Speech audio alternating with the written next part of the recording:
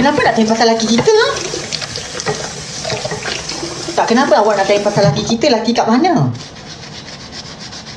Memang suka tanya laki orang kan? Kat mana laki orang? Yang aku ni, kenapa nak kena tanya laki kita? Dah tak cukup laki dah ke nak tanya? Laki kita juga dia nak tanya.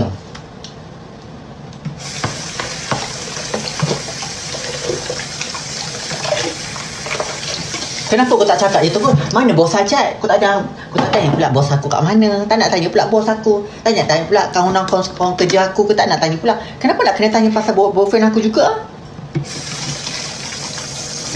Memang nak jadi penyondol Ha?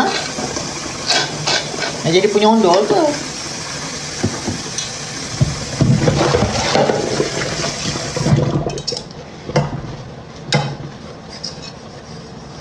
Sekejap. Masih dia pula. Memang nak jadi penyondol ke? Sampai ke orang kau nak tanya. Tadi benda lain kau nak tanya. Tolonglah. Nak ke orang pun nak tanya. Kepo je.